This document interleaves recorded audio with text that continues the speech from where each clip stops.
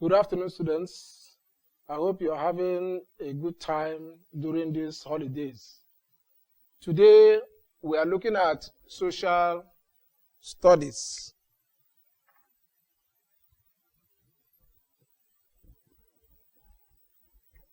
Social studies. And the topic we want to look at is environment. Environment. So quickly, what do we understand by environment? Of course, we know that social studies is defined as the study of man and his environment. So everything about social studies has to do with man and his environment. So quickly, what is environment? And we look at environment as the entire space in which man operates, the entire space in which man, lives his life.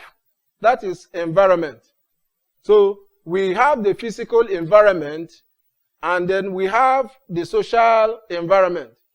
Now, sometimes we do not know whether the outer space is part of man's environment, even though man has visited the outer space, but we cannot say it is man's environment for now because man is not permanently dwelling there. So we can say that environment is the space.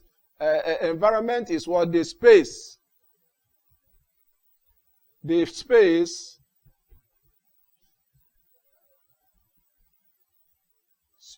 where man resides. So that is environment. And this environment can be divided into what? The physical and what? The social environment.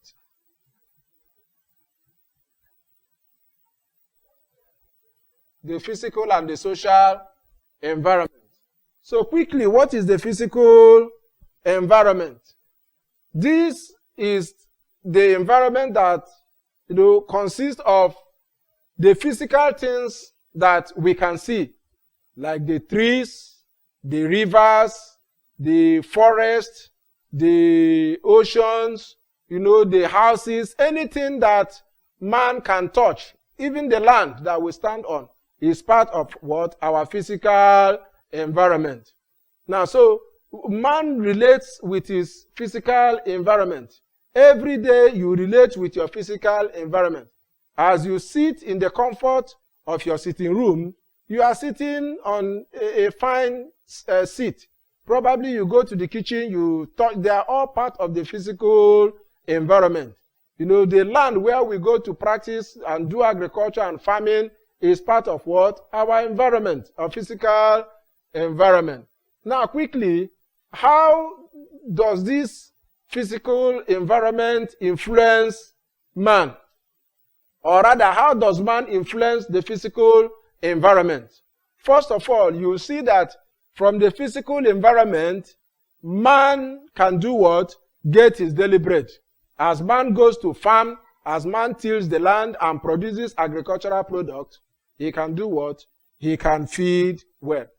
We also know that man can also exploit the resources of the physical environment. What did I say? Exploit the resources of the physical environment. Like mining of what? Crude oil, which is Nigeria's oil revenue earner. Today, how is Nigeria surviving? Is through the crude oil. And that is through the physical environment by exploiting the product of the physical environment. The wonderful houses we build everywhere, they are products of the physical environment, because we go to the forest, we cut down big trees, we use them as timber, and we build. We go to the river and we fish and get some wonderful protein for existence. So all these are products of what? The physical environment. Now, but on the other way, how does the physical environment now influence man? How does the physical environment influence man? Let's say, in some areas where the weather is very cold, you see that man will need to wear thick dresses made from wool. In such areas, like maybe in the US during the winter, you see that maybe ships that produce wool will be on high demand because their wools will be needed for what? To make thick clothes. You now see that the weather can also influence the type of building that a man, resides. Like if you go to the northern part of Nigeria, you see that the roof of the buildings are mainly flat. Why? Because, they don't expect so much rain. Unlike the south, where there is heavy rain and the roofs have to be slanting so that the water can pour. So you see that the environment influences man. It also influences the kind of job that a man does. For those that live in riverine areas, like in Ijo, in Bayelsa, many of them will be what? Fishermen. Many of them will be boat makers. But in the north, where you have dry land, and people will want to do more of what? Farming. So the physical environment also influences man. Social studies deals with the interaction of man and his what? His environment. Now that is the physical environment. If we go to the social environment, what do we mean by the social environment? Of course, like we said, the physical environment consists of those things that we can see, those things that we can touch. But what of the social environment? Of course, when we talk about social environment, we talk about society. We talk about interaction. Some authors, have made one or two, statements about our social environment. Somebody like Aristotle, which some of us have read about, he was a Greek philosopher. He said, man is inherently social. Man is inherently social. Another author, John S. Mbiti, in his book, The Introduction to African Traditional Religion, he says something, I quote, he says, I am because we are. And since we are, therefore I am. Can you see that mathematical quotation? He says, I am because we are. And since we are, therefore what? I am. Another author also said, man is incurably gregarious. What is gregarious? Gregarious simply means loving to associate, loving to move together. Those animals, when you see them in the wildlife movies, they like moving in groups. The antelopes, the giraffes, you see them, all of them moving in groups. That is how man also moves. Even our God that created us, what did he say in Genesis? He said, let us make man in our own image. So right from beginning, man has existed within a corporate community. So when we talk of social environment, we are talking about relationships formed by human beings. Relationship formed by human beings. So the social environment could be seen as what? Relationship. Don't forget this word. Relationships. Relationships. Formed by human beings. What are some of these relationships? Of course, we talk about the culture. We talk about religion. We talk about music. We talk about arts, societies, and what? Communities. All these are relationships. People coming together, deciding to live together, deciding to do a lot of things together. The social environment can also be seen from what human beings do. How they produce their food, how they live, how they settle their problems, how they socialize their children and adults, how they think, and so on. Various cultures have different way of doing things. Things you think are wonderful in your own culture, you might go to another culture. For them, it doesn't make much sense. It doesn't make much meaning. So you see, culture differs. But that is what the social environment is all about. We can also say that man's social environment also includes his what? Social groups. It also includes his social group. And of course, in this social group, you have things like what? The family. You have things like the family.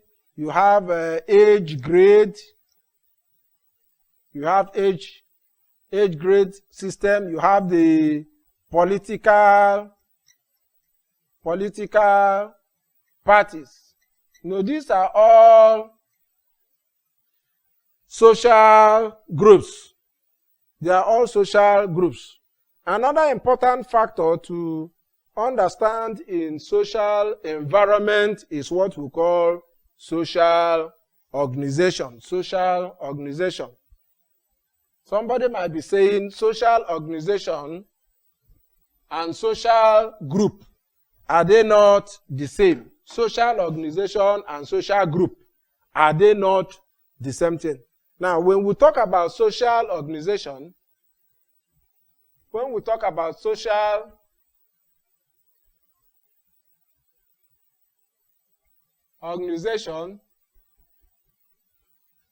it can be seen from two perspectives.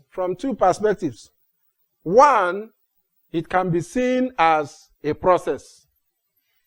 It can also be seen as what? A body. It can be seen as a process or a procedure. It can also be seen what? As a body. What do we mean by that?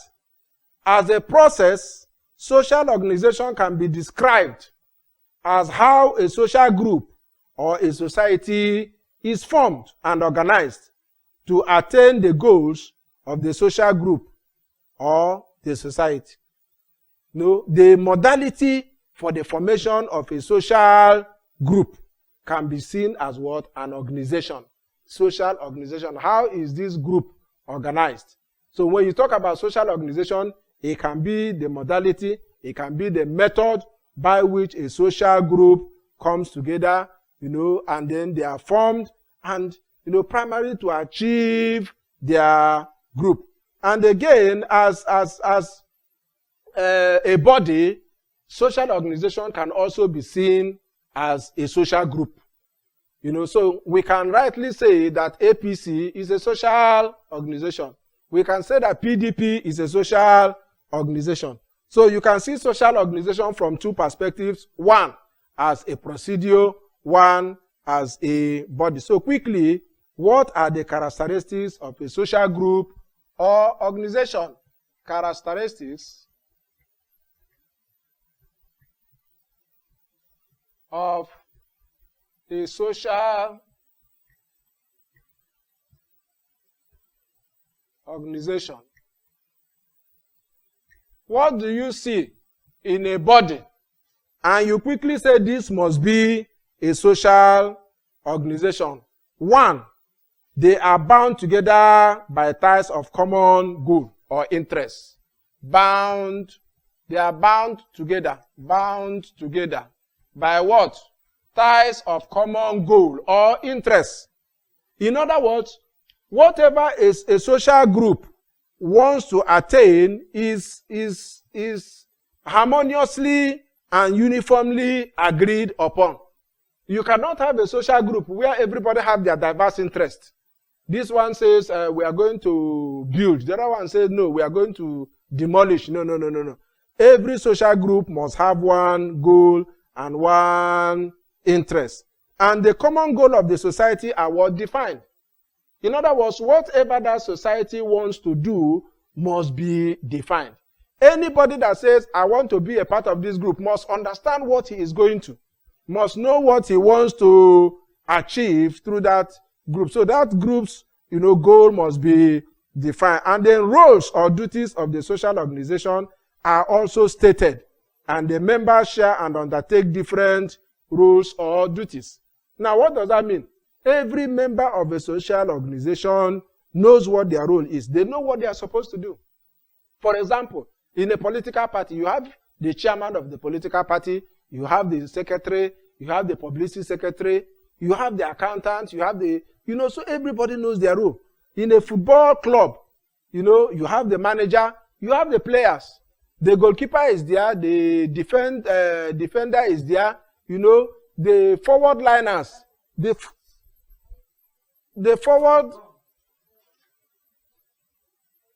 forward liners are there. So everybody know their role. And so you cannot see the goalkeeper, you know, suddenly in the midst of, or in the course of football, decide to leave the goalpost and begins to play. You know, that means there is what we call disorganization. So everybody knows their role and their duty. So other social organizations that we can see in the course of this study may include, like we have said, families, you know, villages, towns, countries, schools, colleges, universities, mosques, voluntary organizations, and what have you. So this is just like, you know, a picture of what we mean by a social group or social organization. So quickly, we want to look at types of social group.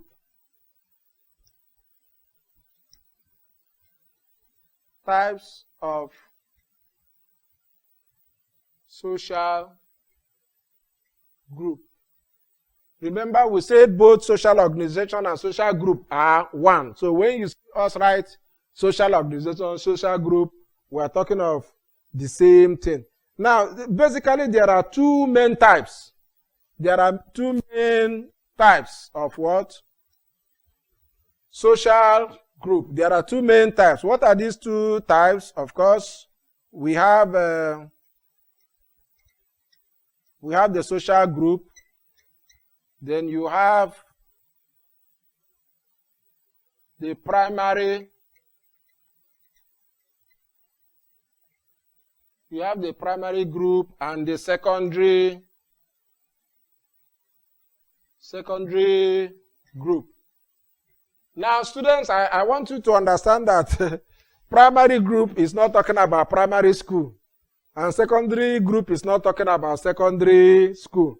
Because many a time, some students will say, okay, primary group, they are the primary students. No.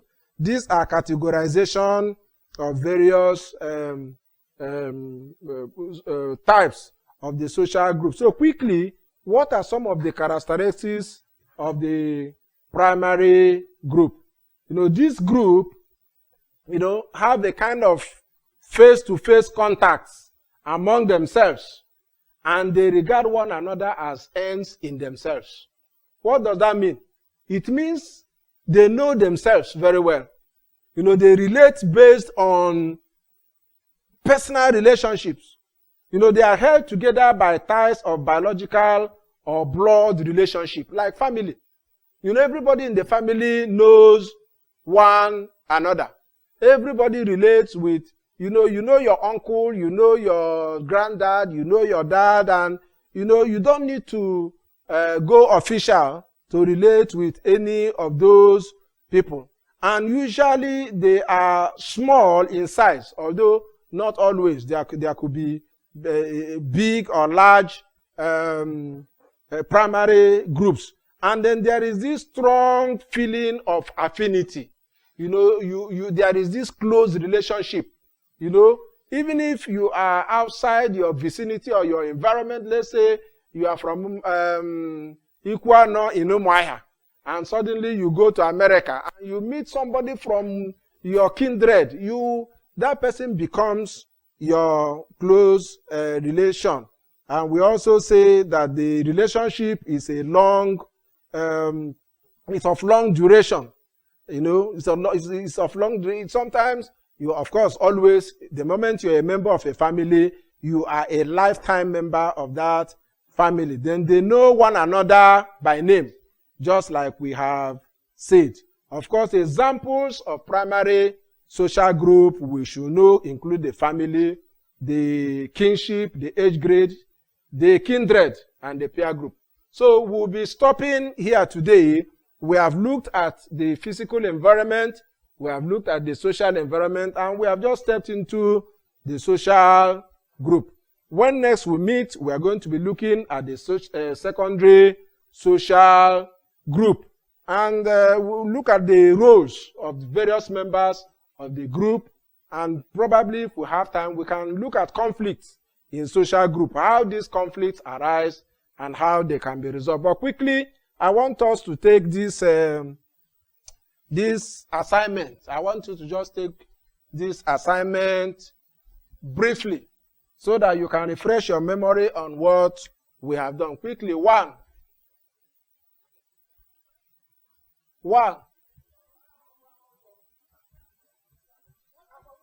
What is environment?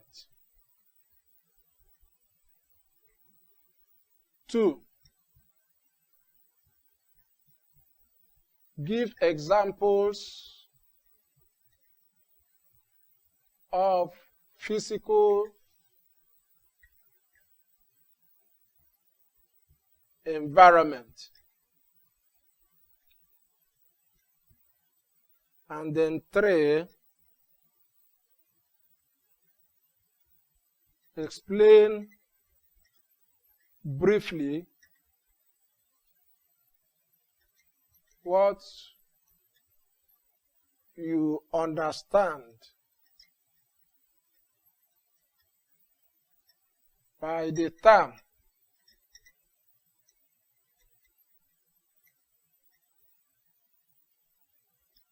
man is a social